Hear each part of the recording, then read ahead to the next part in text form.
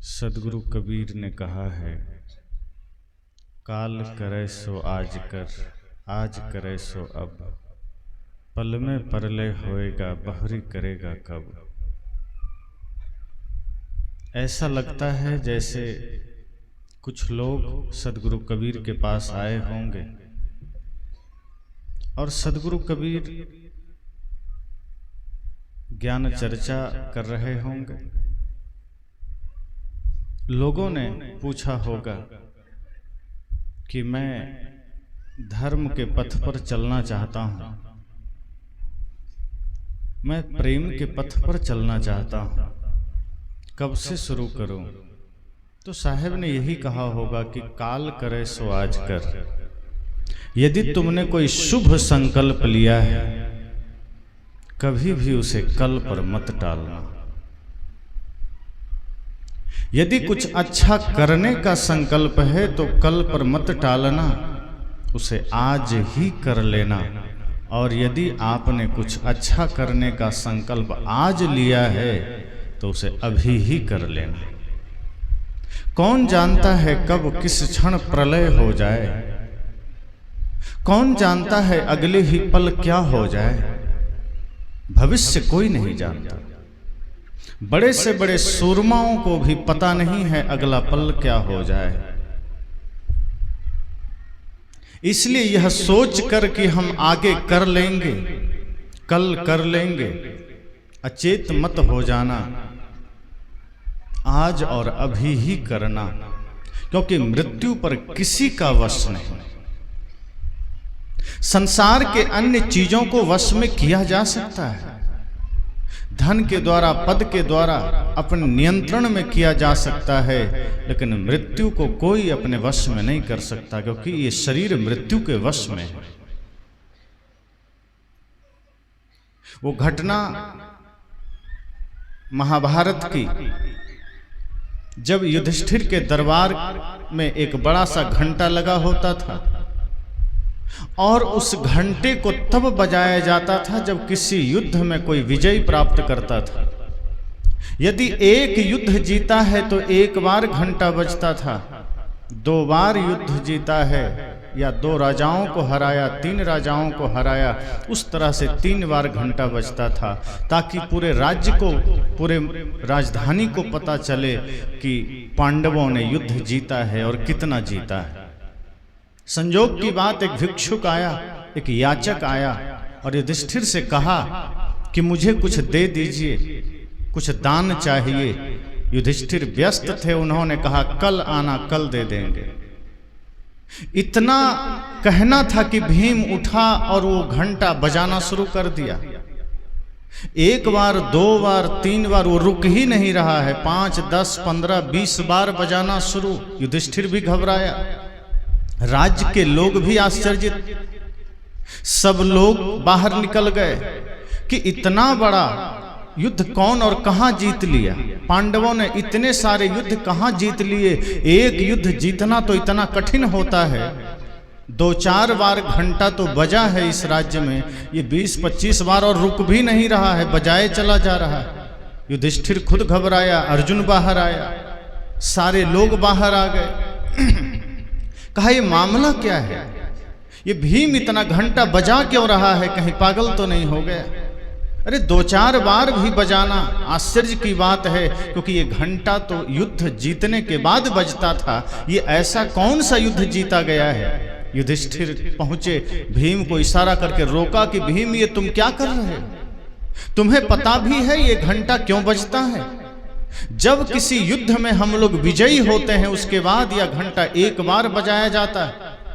अगर 2 युद्ध जीते हो तो 2 बार बजाया जाता है। तुम तो अब तक बजाए जा रहे हो, ये 40-50 बार बजाने का अर्थ क्या है। भीम रुका, कहा आपको पता नहीं है, लोगों को पता नहीं है, आपने ही तो युद्ध जीता है। युधिष्ठिर भी सोचा मैंने कौन सा युद्ध जीता है, मैंने कौन सा विजय प्राप्त किया है। राज्य के लोग भी आश्चर्य में पड़ गए कि अभी तो न कहीं कोई लड़ाई हुई, न कोई युद्ध हुआ, ये अचानक मामला कहां से आ गया। भीम ने कहा जरा विनम्रता से सोचिए, जब हम एक साधारण युद्ध जीतते हैं तो 1 या 2 बार घंटा बजाते हैं। जब हम एक साधारण सा विजय प्राप्त करते हैं तो उस पर घंटा बजता है। आज आपके पास एक याचक आया था, एक भिक्षुक आया था, आपसे कुछ याचना लेकर, कुछ मांग लेकर आपने कह दिया कल आना, मतलब आप जानते हैं कि आज से कल तक मृत्यु आपकी नहीं होगी, आपने विजय मृत्यु पर पाया है। और जब कोई मृत्यु पर विजय पा ले तो 1-2 नहीं, कम से कम सैकड़ों घंटा तो बजना ही चाहिए। आपने मृत्यु पर विजय पा लिया है। आपका संकेत यह है, आपका तात्पर्य यह है कि आपने एक याचक को कल के लिए टाल दिया। इसका मतलब आप कन्फर्म हैं कि आप कल तक जिंदा रहेंगे। क्या आपको पता है कि कल तक आपकी सांसें चलती रहेगी? कल तक आपके ये जीवन दिया जलता रहेगा? कोई नहीं जानता, फिर भी आपने कल पर टाला। युधिष्ठिर को एहसास हुआ कि तो मैंने बड़ी भूल कर दी। अगले पल क्या हो किसी को पता नहीं, अगले क्षण क्या हो किसी को पता नहीं, और मैंने बड़ी भूल की। हजारों काम हो, लेकिन अगर कोई याचक द्वार पर हो और हमने उसे कल पर टाल दिया, मतलब हमें पता है कल तक हम सुरक्षित रहेंगे। भीम ने कहा इसलिए मैंने घंटा बजाया, क्योंकि ये कोई साधारण युद्ध नहीं है। जिसने जीवन पर विजय पा लिया हो उसके लिए तो कई घंटियां बजना चाहिए, और आपने मृत्यु पर विजय पाया है। युधिष्ठिर ने कहा भीम क्षमा करो, गलती हो गई। सच तो यह है कि मृत्यु पर कोई विजय नहीं पा सकता। विजय मृत्यु पर पाया ही नहीं जा सकता, क्योंकि शरीर जो मिला है प्रकृति से, उसे प्रकृति में मिलना ही मिलना है, ये तय है। राजा हो, रंक हो, धनी हो, गरीब हो, चोर हो, साधु हो, स्त्री हो, पुरुष हो, बाल हो, वृद्ध हो, यहाँ का कहीं का, पूरे दुनिया का कोई भी नर नारी जीव जंतु जिसने भी इस प्रकृति के रूप को पाया है, जिसने भी शरीर को पाया है, उसका नाश होना तय है। उस पर कोई विजय नहीं पा सकता, आगे या पीछे। इसलिए सदगुरु कबीर ने भी कहा कि काल करे सो आज कर। कोई शुभ काम अगर हाथ में हो, कोई शुभ काम अगर मन में हो, उसे कभी काल पर मत टालिए। कहीं सत्संग है 2 दिन का, आदमी सोचता है 2 दिन है, पहला दिन क्या करना, दूसरा दिन चलेंगे, सबके मन में ये ख्याल आता है। और कहीं 3 दिन का है तो ये ख्याल आता है तीसरे दिन चलेंगे। सत्संग के जगह कहीं कोई सामान सरकार बांटना शुरू कर दे तो आदमी सोचता है दूसरा तीसरा दिन पता नहीं खत्म हो जाए, पहला ही दिन चलते हैं और पहले ही घंटे चलते हैं। संसार की वस्तुओं के प्रति हमारा आकर्षण इतना है, संसार के वस्तुओं के प्रति हमारा लगाव इतना है कि हम इंतजार नहीं करना चाहते तीसरे दिन तक। हम पहले ही दिन, पहले ही घंटा झोला लेके, पैसा लेके पहुंच जाते हैं कि थोड़ा पैसा भी लगे, घूस दे के ले लेना है, लेकिन आज ही लेना है। लेकिन सत्संग जो हमें जीवन को दिशा दे रहा है, जो हमें शांति दे रहा है, तो साहब ने कहा काल करे सो आज कर। जो शुभ है उसे आज करिए। सत्संग हमें हमारे जीवन में एक दिशा दे रहा है, सुख की ओर। सत्संग हमें मानसिक पीड़ा से मुक्ति दे रहा है। सत्संग से जब हम जुड़ते हैं तो आत्मिक शांति मिलती। व्यस्ततम जीवन में जो तनाव हमारे ऊपर होता है, जो डिप्रेशन हमारे जीवन में होता है, इस सत्संग उससे हमें मुक्ति देता है और एक शांति का पथ देता है। लेकिन यहाँ जाने के लिए हम तीसरे दिन का चयन करते हैं कि देखेंगे तीसरे दिन, और उसमें भी अंतिम सत्र में। साहब कहते हैं शुभ आज कर लेना। कुछ भी शुभ करना हो आज कीजिए। संसार का काम करना हो भले कल पर टाल देना, कोई हर्ज नहीं। अन्य कोई भी काम अगर आपने कल पर टाल दिया कोई दिक्कत नहीं, पर धर्म का काम कभी कल पर मत टालिए। जिससे आपको आत्मिक शांति मिले उसे कभी कल पर मत टालिए। हम भजन बुढ़ापे पर टाल देते हैं कि भजन बुढ़ापे में कर लेंगे। सारे काम हम बचपन में, जवानी में करते हैं संसार का, लेकिन भजन करना है, परमार्थ करना है, पुण्य करना है, हम बुढ़ापे पर टाल देते हैं। सोचिए, जब आंखों से दिखाई देना कम होगा तो संत दर्शन कठिन होगा कि नहीं? जब पैर लड़खड़ाएंगे तो संत दर्शन या तीर्थ दर्शन कैसे करेंगे? जब ये हाथ कांपेंगे तो गुरुजनों की सेवा या दान कैसे करेंगे? स्मृतियां जब कमजोर हो जाएगी तो कैसे सत्संग को स्मरण में रखेंगे? और जब मुख के सारे दांत टूट जाएंगे तो मुख से राम राम कैसे कहेंगे? जब शरीर शक्तिहीन होने लगेगा, शरीर शिथिल होने लगेगा, तब कैसे बुढ़ापे में सत्संग या भजन करेंगे? जिसके लिए शरीर मिला उस काम को बुढ़ापे में टाल दिए, और जिसके लिए मिला ही नहीं, जो सिर्फ जीने के साधन है, जो सिर्फ चल यात्रा का कुछ खर्च है। जैसे आप यहाँ से कोई यात्रा करते हैं तो खाने के लिए कुछ रख लेते हैं, कुछ कपड़े रख लेते हैं, उसी तरह ये जीने के जितने भी साधन है इस मुक्ति के पथ पर सिर्फ शरीर के लिए है, शरीर के साधन है। लेकिन हम अपने सारा समय, सारा सामर्थ्य उसमें लगा देते हैं, और जिसके लिए मनुष्य शरीर मिला उसके लिए हम बुढ़ापे का समय तय कर देते हैं। साहब ने कहा, काल करे सो आज कर। पर आज का आदमी इतना तेज है कि गलत काम को कल पर नहीं टालता, वो उसे आज ही करता है। सही काम को कल पर टाल देता है। एक ऑफिस में लोग काम नहीं करते थे, बड़ा सब लोग लेट से आते थे, फैक्ट्री थी बड़ी, बहुत से कारीगर थे, काम नहीं करते थे, सब टाइम पास करते थे। 11 बजे आए, 12 बजे आए, गपबाजियां में लगे हैं, काम करते ही नहीं थे। शाम को जल्दी छुट्टी करके निकल जाते थे, वो काम नहीं करते थे। तो जो मालिक था वो परेशान हुआ कि सबको इतना तनख्वाह देता हूं, सैलरी देता हूं, फैक्ट्री घाटे में जा रहा है, ये लोग काम क्यों नहीं करते? क्या करें? कोई भी काम आता है, कहता अच्छा ठीक है कल कर देंगे, आज खाली बैठा है कर सकता है, जहां कोई काम लेकर आता है कल कर देंगे। गपबाजियां में समय निकल रहा है। एक समझदार मित्र था उसका, उसके पास गया, कहा मित्र बड़ी समस्या हो गई, मेरा फैक्ट्री घाटे में जा रहा है, लोग काम नहीं करते हैं, बैठे रहते हैं, टाइम पास करते हैं, कोई काम आता है कल पर टाल देते हैं। उसके मित्र ने कहा कोई बात नहीं, मेरे पास उपचार है। सदगुरु कबीर का यही दोहा लिख के दे दिया, काल करे सो आज कर, आज करे सो अब। कल ले जाओ इसको पूरे ऑफिस में जहां तहां टांग देना छपा के।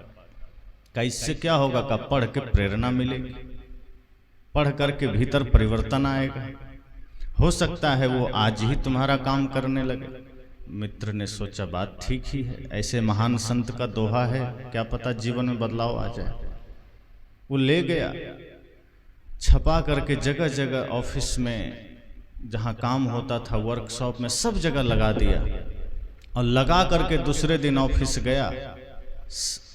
लेकिन एक घटना घट गई, एम्बुलेंस आया, उसको अस्पताल ले गया, सब जगह परेशान। उस मित्र को पता चला कि जो मित्र हमारा फैक्ट्री का मालिक आया था, मजदूर काम नहीं करते, कर्मचारी काम नहीं करते, सब आलसी हो गए, वो अचानक अस्पताल में क्या हो गया? दौड़ा दौड़ा गया मित्र, कहा मेरा मित्र है, जरा मिलें देखें। गया तो देखता है हाथ में पट्टी बंधी है, पैर में पट्टी बंधी है, सिर में पट्टी बंधी है, पूरा शरीर में पट्टी बंधी है। कहा ये तुम्हें क्या हो गया, कहाँ गिर गया? करे गिरा नहीं है। हुआ क्या तुमको? कहा तुम्हारे उस दोहे का कमाल है। का मतलब? उस दोहे से तुम्हें चोट कैसे लग गई? कहा बात ऐसी है कि जैसे ही मैं ये टांगा तो फैक्ट्री में जितने लोग थे सब मुझे मारने पीटने का बहुत दिन से सोच रहे थे कि मैनेजर को, मालिक को पिटाई करना है, बड़ा काम करता है। वो सोच ही रहे थे, तुम्हारा दोहा उसको प्रेरणा दे दिया, काल करे सो आज कर। वो सोच लिया कि कल क्या पीटना, बढ़िया दोहा सामने मिला है, आज ही पीट लेते हैं, पता नहीं कल रहे न रहे। इसलिए मैनेजर आया हाथ तोड़ दिया, कोई आया पैर तोड़ दिया, सबने अपना अपना गुस्सा मुझ पर निकाला। इस दोहे के वजह से आज तो मेरे हाथ पैर टूट गए। ये दोहे का कमाल है। मित्र ने कहा, अगर आदमी की नीयत खराब हो तो महान संतों का प्रेरणा स्रोत वाक्य भी उसके लिए जहर बन जाता है।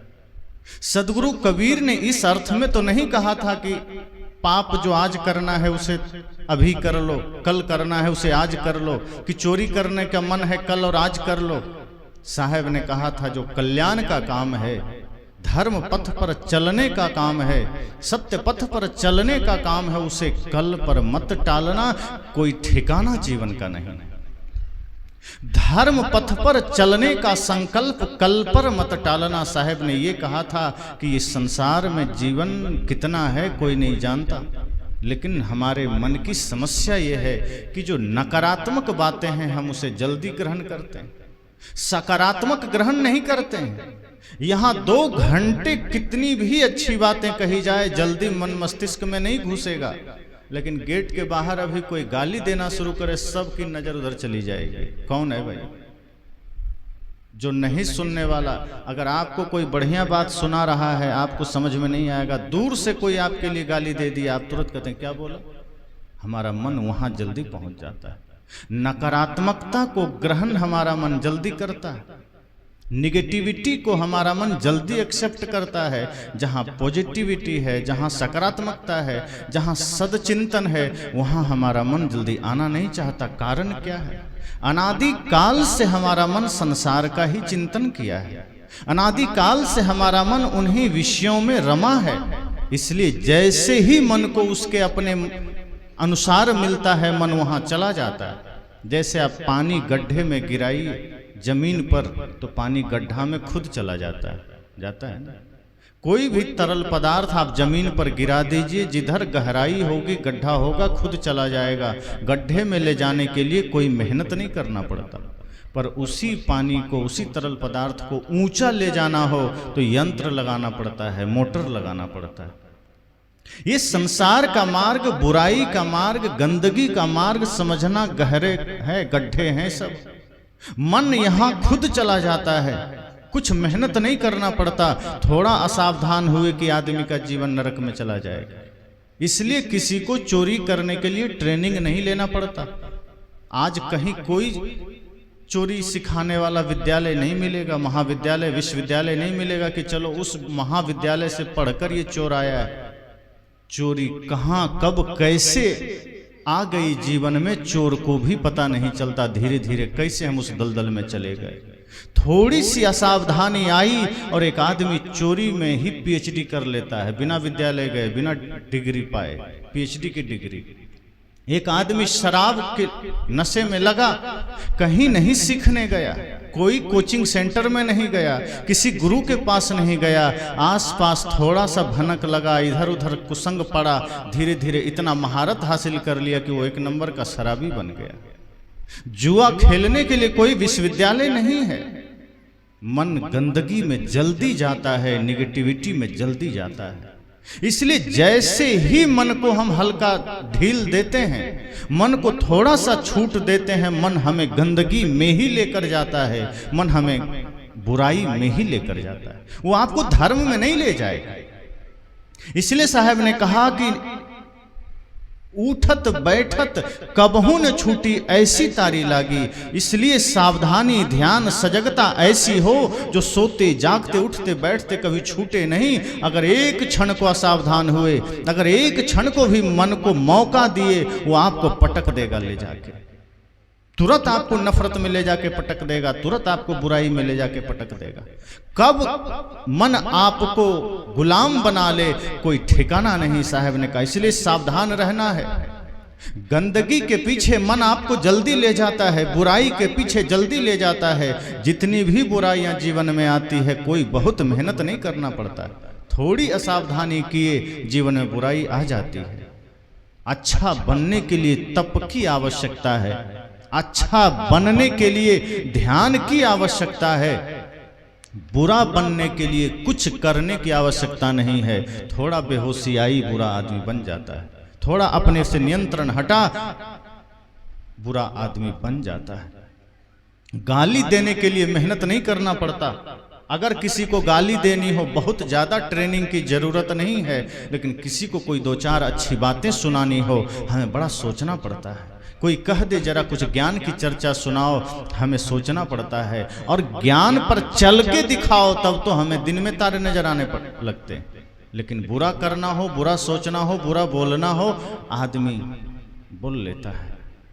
इसलिए साहब ने कहा कि नकारात्मकता हमारे जीवन में जल्दी प्रवेश करती, बुराई हमारे जीवन में जल्दी प्रवेश करती है। इसलिए सावधान रहें, सजग रहें। असावधान हुए कि कब मन हावी हो जाएगा, कब मन पर बुराई का रंग चढ़ जाएगा, पता नहीं चलेगा। इसलिए जो कल करने को सोच रहे हैं कि ध्यान कल कर लेंगे, पूजा कल कर लेंगे, गुरु का भजन कल कर लेंगे, भक्ति कल कर लेंगे, कभी नहीं टालना कल पर। जीवन थोड़ा है, कोई नहीं जानता। इसलिए आज ही करना है, शुभ काम आज करना है। क्योंकि जैसे ही आप मौका दिए कि कल कर लेंगे, मन आप पर हावी होगा, मजबूत हो जाएगा और फिर गंदगी को चुन चुन करके आपके जीवन में इकट्ठा कर देगा। मन समझ लीजिए आपका मैनेजर है और ये आंख, नाक, कान उस मैनेजर के अंडर में काम करते हैं। अगर मैनेजर हावी हो गया तो मन इन आंख को जो कहेगा वही आंख करेगी, कान को जो कहेगा वही कान करेगा, आपका नहीं सुनेगा। अगर मन कह दिया सत्संग में क्या करोगे जाके, चलो वहाँ थिएटर में नाच देखेंगे, तो मन जैसे ही मजबूत हो गया आपको भी उठा देगा, फिर पैर चल देगा, पैर आपका नहीं सुनेगा, ठीक है चलो थिएटर ही चलते हैं। अगर मन आप पर हावी हो गया और मन ने कह दिया कान को कि नहीं ये धर्म रम की कुछ नहीं सुनना, चलो फिल्मी गाने सुनना है, तो फिर कान उधर ही खोजने लगेगा। इसलिए साहब ने कहा अपने ऊपर नियंत्रण रखिए और शुभ को आज करिए, इसी क्षण करिए। अगर कोई धर्म का काम है, कुछ पुण्य का काम है, आज करिए। अगर क्रोध आ जाए मन में तब भले सोच लीजिए कि नहीं आज मुझे क्रोध नहीं करना, पर जैसे ही क्रोध आता है हम तुरंत सब उगल देते हैं। साहब कहते हैं क्रोध आ जाए कल पर टाल दीजिए। किसी को गाली देने का मन करे कल पर टाल दीजिए। हम सब उल्टा करते हैं। किसी को धन्यवाद देना हो तो हम संकोच करते हैं कल दे देंगे। साहब तो कहते हैं अगर कोई आपकी निंदा भी किया है तो आप उसके लिए प्रशंसा करिए, अभी ही करिए, इसी क्षण करिए। वो क्या किया ध्यान मत दीजिए, पर हम सोचते हैं उसने निंदा किया तो हम सीधे जाके उसको गंदा करते हैं। हम निंदा तक भी नहीं रुकते, हम उससे आगे सोच लेते हैं। साहब कहते हैं निंदा करने दीजिए। किसी ने गाली दिया देने दीजिए, किसी ने क्रोध किया करने दीजिए, किसी ने आलोचना किया करने दीजिए। आपकी पहचान उससे नहीं है कि उसने क्या किया और आपने वही कर दिया। इसका मतलब है आपका नियंत्रण उसके हाथ में है। वो जैसा चाहा आपको नचा दिया, वो चाहा आपको प्रभावित कर दिया, उसने चाहा आपको द्वेगित कर दिया। आपका नियंत्रण आपके पास हो, क्योंकि जिसमें गहराई है वो इन आलोचनाओं का जवाब आलोचना से नहीं देता। जिसके पास धर्म की संपत्ति है, जिसके पास भक्ति की संपत्ति है, जिसके जीवन में सद्गुणों का खजाना है, वो आलोचनाओं का जवाब आलोचना से कभी नहीं देता। वो क्रोध का जवाब क्रोध से कभी नहीं देता। वो घृणा का जवाब घृणा से कभी नहीं देता। वो सबका जवाब प्रेम से देता है, भाव से देता है, ईमानदारी से देता है। क्योंकि इससे हमारे पहचान का पता चलता है कि जो सामने वाला अपना परिचय दिया है, हम क्या परिचय दे रहे हैं। अगर हमारे अंदर सद्गुणों का निवास है तो सामने वाला कितना भी जहर उगल ले, हम तो सद्गुण ही देंगे। हम उसके जहर से जहरीला थोड़े बन जाएंगे। लेकिन मन हमें ऐसा करने नहीं देता। जहां क्रोध की बात आई हम इसी क्षण क्रोध उगल देते हैं। हम कम नहीं पड़ते हैं। आदमी सोचता है मैं कमजोर थोड़े हूं, किसी ने एक गाली दिया हम 10 देंगे, हम कमजोर हैं। हम कमजोर नहीं है। किसी ने क्रोध किया है हम उससे ज्यादा क्रोध करेंगे। किसी ने आलोचना किया है, हम पूरा अखबार में छापेंगे। हमारा मन हमको बैठने नहीं देता। साहब कहते हैं गंदी बातें मन में आ जाए, गलत ख्याल मन में आ जाए, कल पर टाल दीजिए कि नहीं गलत हम कल कर लेंगे, सही आज करेंगे। पर जैसे ही हम थोड़ा सा मन को ढील देते हैं, थोड़ा सा लगाम ढीला करते हैं, मन हमें बुराई में ले जाके पटक देता है, मन हमें गंदगी में ले जाकर पटक देता है और नकारात्मकता मन पर जल्दी चढ़ता है। मैंने कहा अभी अगर किसी को कहा जाए धर्म पथ पर चलो, प्रेम पथ पर चलो, आदमी उल्टा करने लगता है। जैसे किसी बच्चे को ही आप कहिए जो कह रहा हूं वो करो तो वो उल्टा करेगा। कई लोग की आदत होती है, आप जो कहेंगे ठीक उसका उल्टा करेगा। आप कहेंगे कि मुझे घर में ही आप देखिए कई बार जब पति पत्नी में झगड़े होते हैं, पति ने कहा पेट खराब है थोड़ा खिचड़ी बनाना, तो पत्नी पूरा जो है पकौड़ी वकौड़ी बना के ले आती ताकि और पेट खराब रहे, गुस्से में कि तुम जो कहोगे वो क्यों करें। किसी ने कहा मुझे यहीं बैठना, कहेगा नहीं वहाँ हम बैठें। किसी ने कहा वहाँ मत खड़े रहो, आदमी कहता हम यहीं खड़े रहेंगे। निगेटिविटी हमारे मन में इतनी होती है, बच्चे हों जवान हों बूढ़े हों, जो कहिए वो करेगा ही नहीं। बच्चों से कहिए गलत रास्ते पर मत जाना, कहेगा हम उसी में जाएंगे, क्यों सुने। किसी को कहिए तुम मेरी बात थोड़ा मान लो, क्यों मान ले। मन उसको तुरंत निगेटिव कर देता है, वो ये भी क्षण भर को नहीं सोचता कि कह रहा है तो एक बार मान लेने में क्या है। इसलिए साहब कहते हैं कि मन को संभाल के रखिए, थोड़ा सा सावधान हुए मन आपको गंदगी में पटक देगा, मन आपको बुराई में पटक देगा और ऐसा कर देगा कि पूरे जीवन आप उबर नहीं पाएंगे। क्योंकि ये बुराई का पथ ऐसा है जहां जाने का रास्ता है, लौटने का मार्ग जल्दी नहीं मिलता। यहां आप चले तो जाएंगे, लौटना कठिन होता है। एक बार अगर गंदगी में निकल गए, एक बार अगर पतन के पथ पर आप चले गए दौड़ते हुए, लौटना बड़ा कठिन हो जाएगा। इसलिए इतनी सावधानी जीवन में रखिए कि ये मन आपको बुराई में लेके जा ना सके, क्योंकि अगर जो चला गया उसके लिए रिटर्न होना बहुत कठिन हो गया। एक थिएटर में फिल्म लगा और लोग कम आते थे, तो जो उसका मालिक था उसने तरकीब निकाला, उसने लिख दिया कि आज 3 घंटे के फिल्म के लिए सिनेमा हॉल में प्रवेश फ्री है और फिल्म फ्री में दिखाया जाएगा। जैसे ही शहर में बोर्ड में सब जगह लिखा गया कि आज फिल्म फ्री में दिखाया जाएगा, प्रवेश फ्री है, जैसे ही सूचना मिली तो बच्चे जवान क्या बूढ़े भी तैयार हो गए कि फ्री में ही देखना है, 3 घंटे की बात है, चलो। सब लोग रेडी होकर पहुंच गए। इतनी भीड़ पहुंच गई कि जो सिनेमा खाली खाली जाता था आज वहां खड़े होने की जगह सब लोग घुस गए। फ्री का मामला था, मैंने कहा ना फ्री मिल रहा हो तो आदमी कुछ भी ले आता है उठा के। आप बीमार नहीं हैं और रास्ते में कहीं शिविर लगा हो चेकअप का, आदमी वहां भी लाइन में खड़ा हो जाता है, थोड़ा देख ही लें हमको क्या हुआ है। पर थोड़ा तबीयत खराब लग रहा हो, पैसा दे के करना, अच्छा बाद में कल करेंगे, कौन मरे थोड़े जा रहे हैं। फ्री के लिए हम तुरंत तत्पर हो जाते हैं। सारे लोग पहुंच गए सिनेमा हॉल में, खड़े हो गए, बैठने की जगह नहीं थी, एक एक टांग पर लोग खड़े थे। मालिक ने पूरा बढ़िया पैक कर दिया, दरवाजा लगा दिया, 3 घंटे की फिल्म चली, बंद हुआ। अब लोगों ने कहा गेट खोलो जाना है। मैनेजर ने अनाउंस किया कि निकलने के लिए यहाँ से 500 रुपया देना पड़ेगा। अब सब चकरा गया, कि फंस गए, फंसा लिया। कहा तुमने तो कहा फिल्म फ्री है, सिनेमा हॉल में आना फ्री है। मैंने कहा, मैनेजर ने कहा कि मैंने कब कहा कि आना का पैसा देना है, हम तो जाने का मांग रहे हैं, हमेशा थोड़े कहते कि जाने का भी फ्री है। तुम आए फ्री हो, फिल्म देखे फ्री हो, पर अब जाना फ्री नहीं है। ये घोषणा तो मैंने किया ही नहीं था कि तुम आओगे और जाना भी फ्री है। अब सब फंस गए, का गेट लॉक है, देना ही पड़ेगा। 100 रुपये का टिकट था, 500 रुपया दे के सब देखा। हमारे साथ भी यही होता है।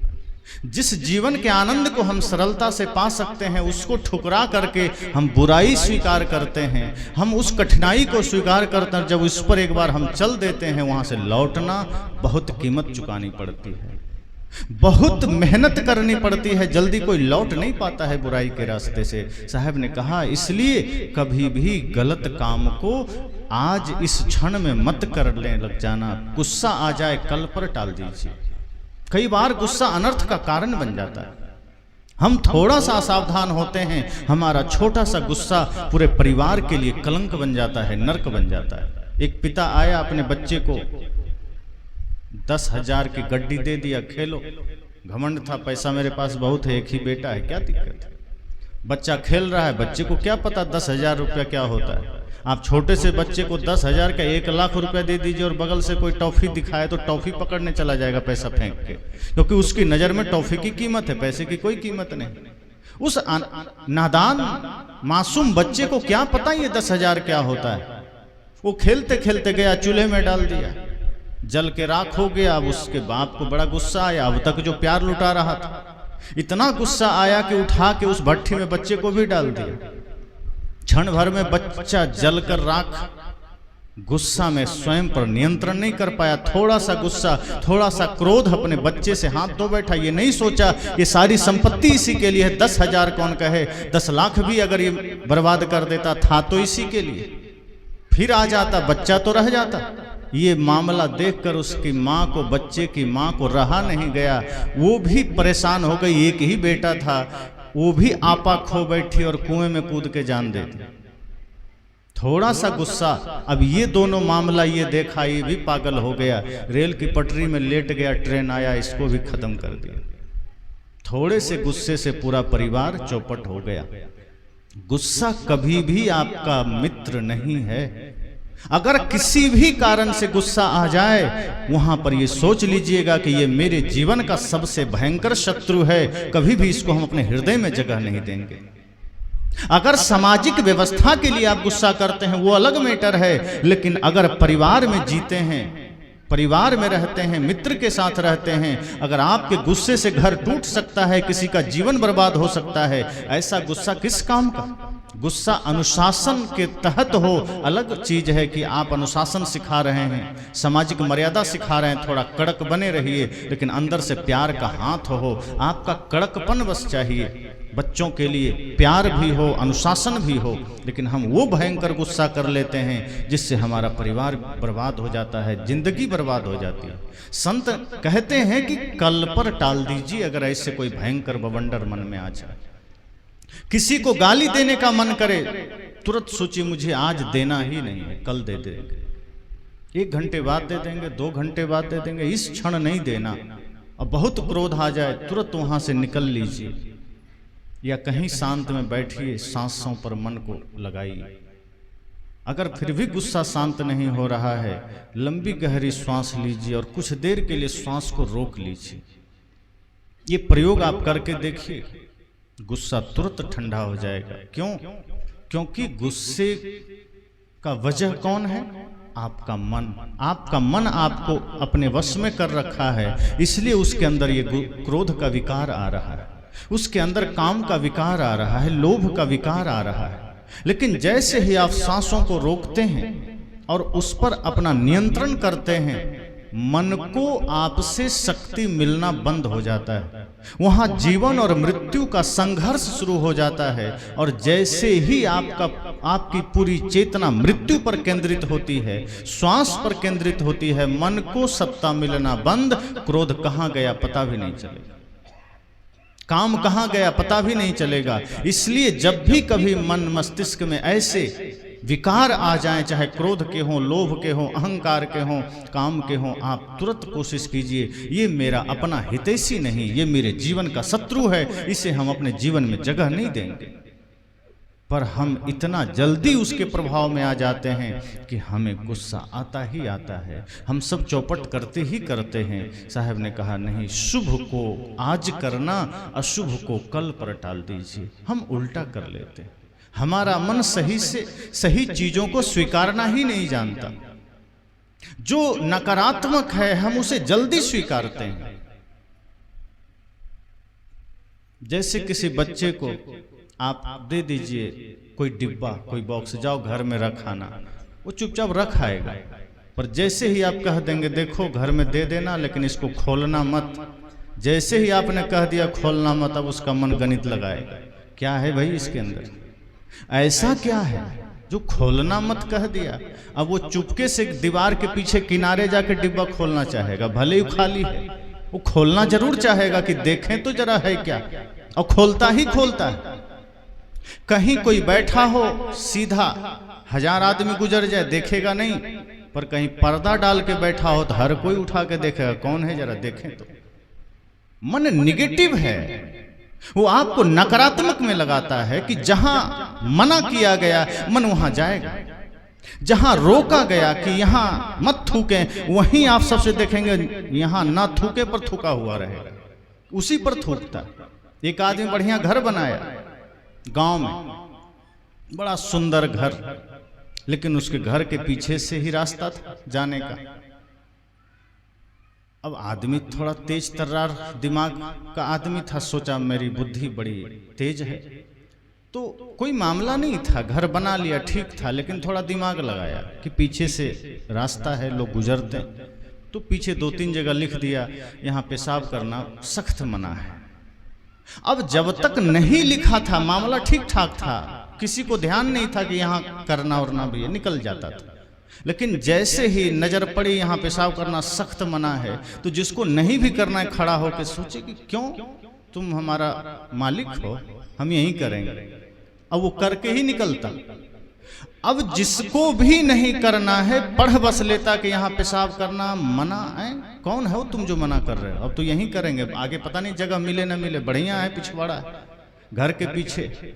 अब वो करके निकले, अब दुर्गंध से 1-2 दिन में ही मामला बिगड़ गया। वो आदमी सोचा ये तो बड़ा माहौल खराब हो रहा है, इतना बढ़िया घर बनाया हमने, इतनी खूबसूरती से दीवारों को सजाया है, इतने बढ़िया पेंट किए हैं, ये तो सब गड़बड़ हो रहा है। परेशान हो गया, क्या करें। अब वो एक मित्र के पास गया, उसने कहा मित्र बड़ी समस्या है, गांव में घर बनाना बड़ा कठिन। हुआ क्या? कहा बड़ा खूबसूरत घर बनाए, बहुत पैसा लगा, पेंट उंट सब अच्छा किए, एक समस्या है, पीछे से एक पगडंडी है, बड़ी दिक्कत हो रही है, लोग वहां पेशाब कर जाते हैं। कहा तुमने कुछ किया नहीं? कहा अरे किया। कहा क्या? कहा वहां लिख दिया यहाँ पेशाब करना सख्त मना है। कहा यही तो समस्या हो गई, तुम आदमी के मन को जानते नहीं। आदमी के मन को जरा पढ़ो, आदमी का मन सदैव विरोध में चलता है, वो सकारात्मक नहीं है, निगेटिव है।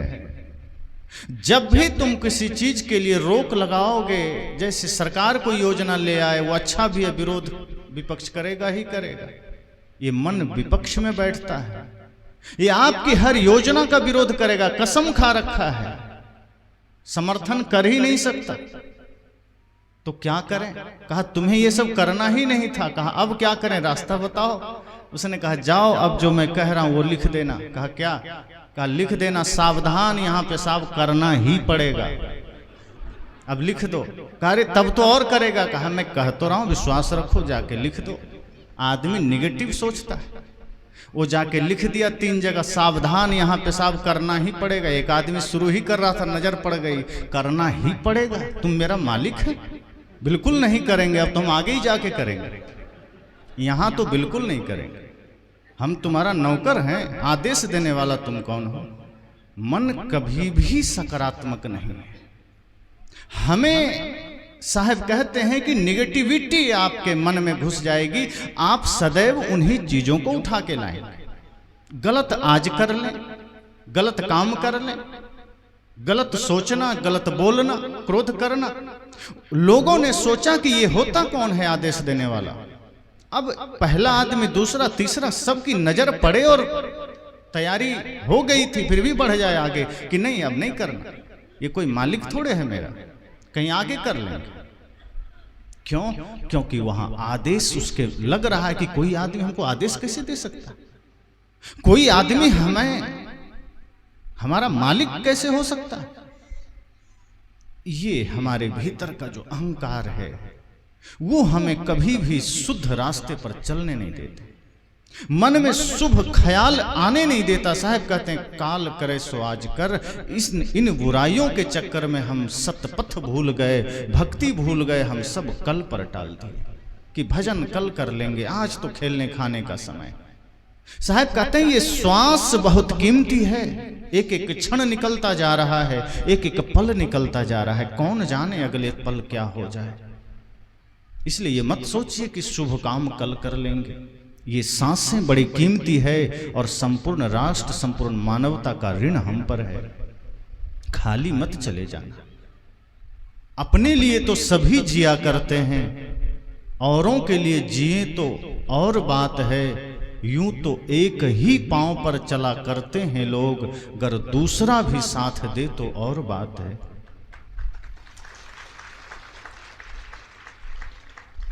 अपने लिए तो सब जीते हैं। इस धरती पर हम सिर्फ अपने जीने के लिए नहीं आए। ये मनुष्य शरीर सिर्फ अपने जीने के लिए नहीं मिला है। अगर अपने ही जीने के लिए मिला होता तो हमारे महापुरुष गिरी कंदरा गुफा में बैठ के ध्यान लगा के चले जाते। हमारे शहीदों को अपनी जवानी कुर्बान न करनी पड़ती। 7 लाख वीरों ने देश के लिए अपनी सांसें समर्पित कर दी। अगर अपने लिए ही जीना होता तो वो अपनी जवानी, अपनी सांसें समर्पित ना करते, वो हमारे लिए कर गए। और हम क्या कर रहे हैं?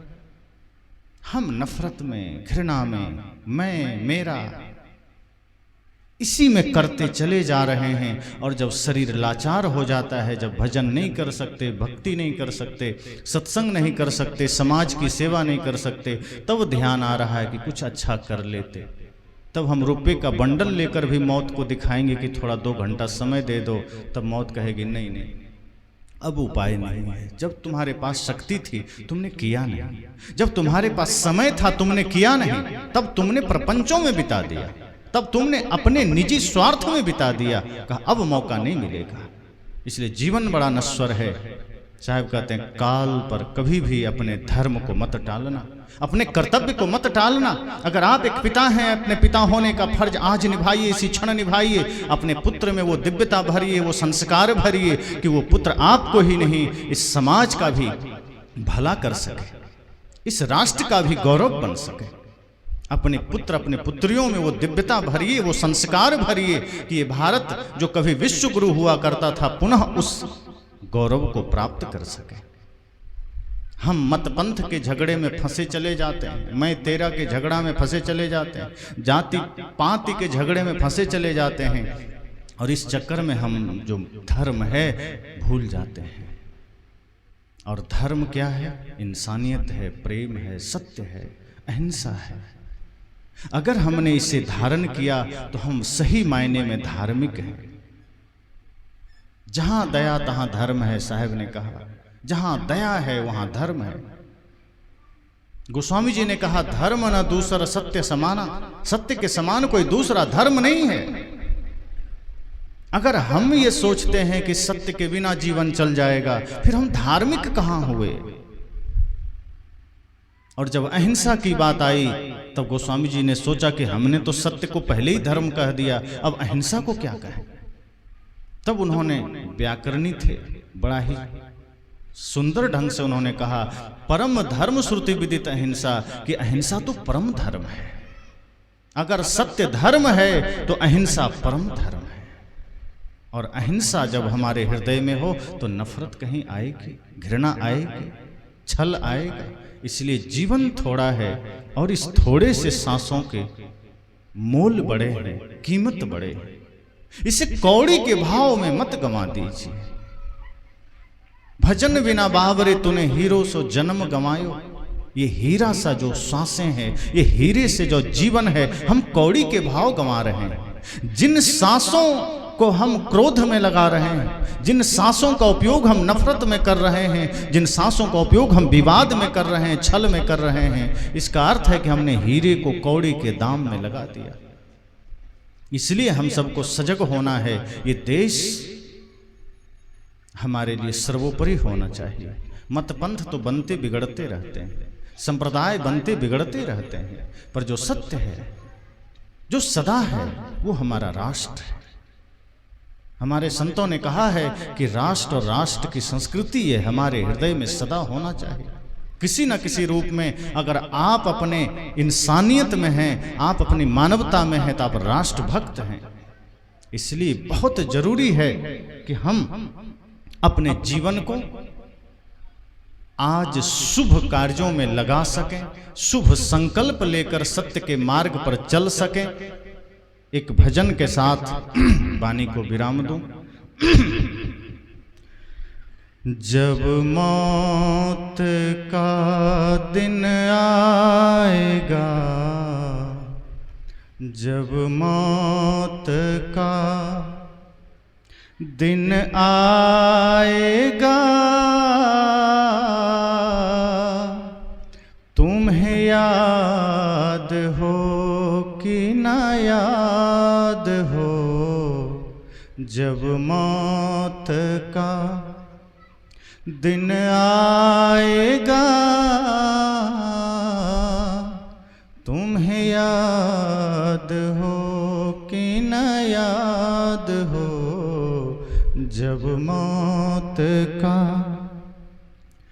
दुनिया में दिल को लगा दिया, हरि के भजन को भूला दिया, मनुष्य जन्म को रुला दिया,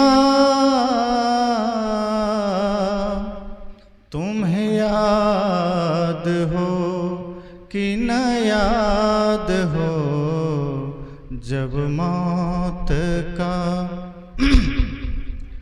दिन आएगा, तुम्हें याद हो कि न याद हो, जब मौत का। जब रोग आय सताएगा, खटिया पे तुझको लिटाएगा, जब रोग आय सताएगा, खटिया पे तुझको लिटाएगा, कोई कार काम न आएगा, तुम्हें याद हो कि न याद हो, जब मौत का दिन आएगा, तुम्हें याद हो कि न याद हो, जब मौत का। सुत मित बांधव नारियां, धन माल महल अटारियां,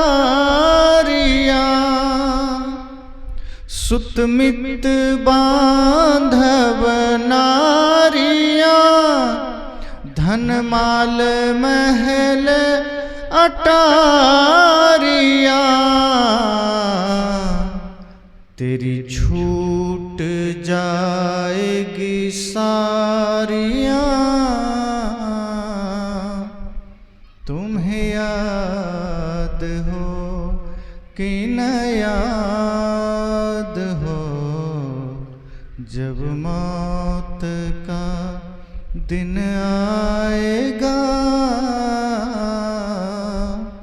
तुम्हें याद हो कि न याद हो, जब मौत का।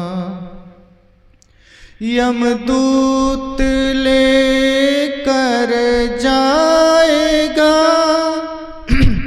तुझे नरक बीच डुबाएगा, यमदूत लेकर जाएगा, तुझे नरक बीच डुबाएगा, ब्रह्मानंद फिर पछताएगा,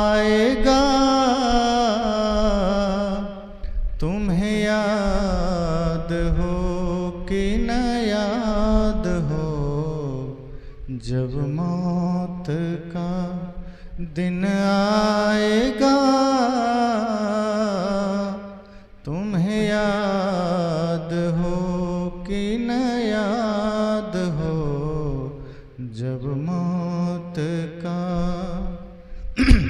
तो साहब ने कहा कि इसलिए कल का कोई ठिकाना नहीं। मृत्यु इतना अवश्यंभावी है कि किसी भी क्षण जीवन में घटित हो, लेकिन मृत्यु से डरकर नहीं जीना, क्योंकि मृत्यु सिर्फ शरीर का परिवर्तन है। आपका कर्म आपको अमर बना देगा। अगर आपने अपने सांसों को धर्म के कार्य में लगाया है, परमार्थ के कार्य में लगाया है, राष्ट्र की सेवा में लगाया है, माता पिता गुरु और समाज की सेवा में लगाया है, तो यही थोड़ी सी सांसें आपको अमर बना देगी और फिर आपकी कभी मृत्यु नहीं होगी। तो ऐसे जीवन की जरूरत नहीं है जिसमें बाहर सारा वैभव हो लेकिन जाते समय कोई नाम लेने वाला ना हो।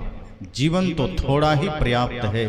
और मैं अक्सर कहा करता हूं, खुदीराम बोस, उधम सिंह, नेताजी सुभाष, भगत सिंह, लक्ष्मीबाई जैसे वीर वीरांगनाओं ने बहुत ज्यादा सांसें नहीं पाई।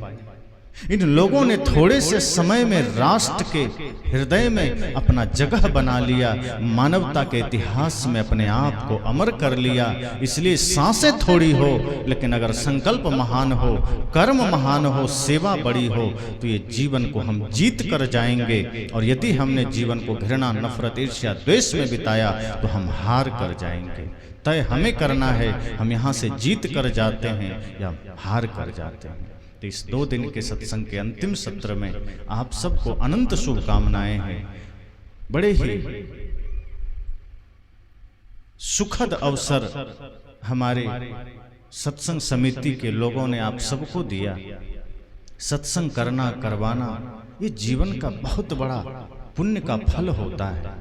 तो ऐसे समय को हम सदुपयोग में ला सकें, ये सत्संग हमारे जीवन के समस्याओं का समाधान बन सके, ये सत्संग हमारे जीवन के प्रश्नों का उत्तर बन सके, ये कोशिश कीजिए। और एक बात कि हम कितना सुनते हैं ये महत्वपूर्ण नहीं है, कितना उस पर चलते हैं ये महत्वपूर्ण है, ये जरूरी है। तो आप सभी को बड़े ही भाव से शुभकामना देते वाणी को विराम।